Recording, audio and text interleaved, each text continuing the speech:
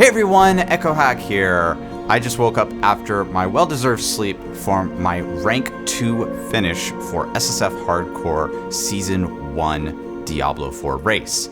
Now, I wasn't actually expecting to finish second. In fact, coming into the race on Friday night, I was somewhere in the standings in 27th or so overall, and in the SSF category, I was about 10th, maybe 7th, depending on how I was doing. However, this season claimed a lot of lives. There were a lot of disconnects. There were a lot of mistakes from players that claimed lives. And one that really touched my heart was Wudijo. I was leveling on my stream, I believe I was level 81 or 84. I can't quite remember off the top of my head. When my chat told me that Woody had died at level 93. Woody was going for world rank 1. And Raxantrax had also dropped out of the race due to some issues with his wrist. So that left me as the only MAXROLL member really left with a fighting chance in the race. At that time, I was, like I said, maybe 27th or overall and 10th back. So I decided at that moment that I was going to pick up the torch for the team and take it all the way to the finish line. And wow, what a crazy run we had. Now, if you don't know, I played Necromancer, and Necromancer is the slowest class in Diablo 4. Well, maybe not anymore, because I seem to have cracked the meta on this. Now, we've had this build Infinimist for a long time, and I've been playing it a lot on stream, and really deconstructing every bit about Infinimist. In fact, I have a brand new version of it on the channel here called Omnistorm. A lot more on that to come later. But anyway, what I really figured out was a way to use the Barber plus Infinimist to run really fast.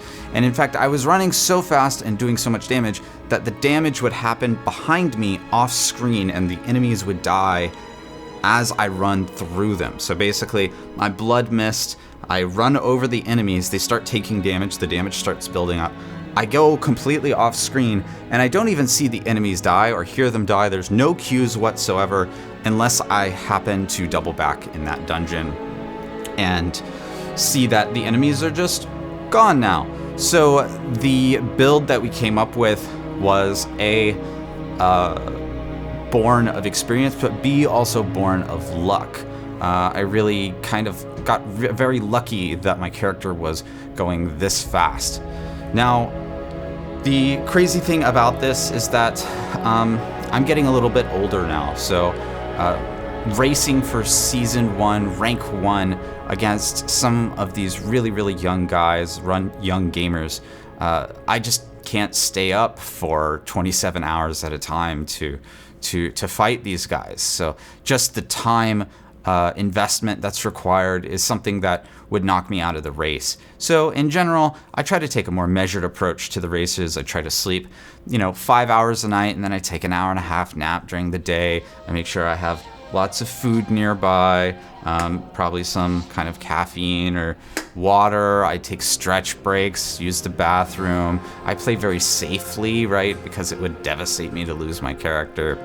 So I don't take a lot of these risks that these guys are doing.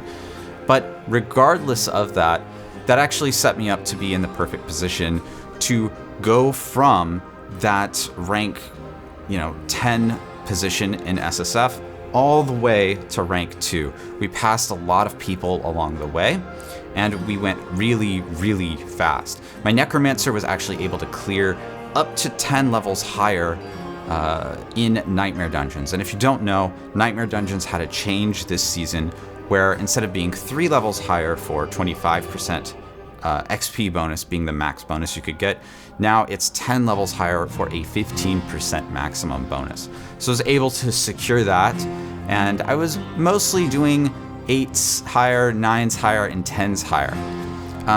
What I learned later, actually, at the very end of the race, was actually Necromancer's most survivable aspect, the Shielding Storm, has gotten some kind of ninja secret nerf that was not in the patch notes, and I didn't really even observe until after the season started. So that was a really big surprise to see that Shielding Storm had received some sort of like unintentional, consequential nerf, which means that the survivability for Necromancer was pretty rough, and I wasn't even able to use the shield that I wanted to use, the lidless wall.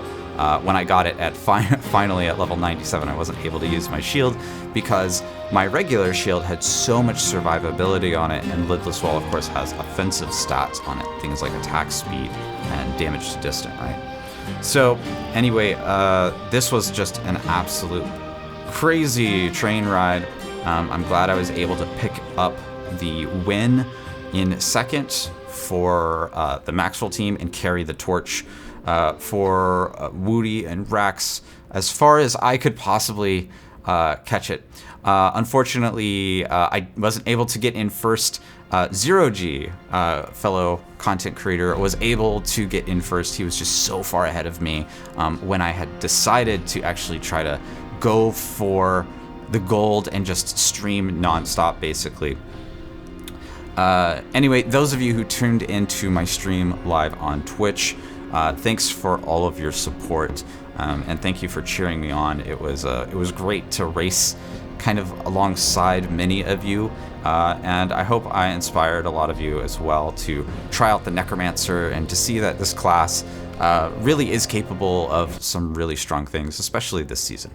Anyway, I'll stop rambling for now. Thanks for watching this video, and I'll see you in the next one. Peace.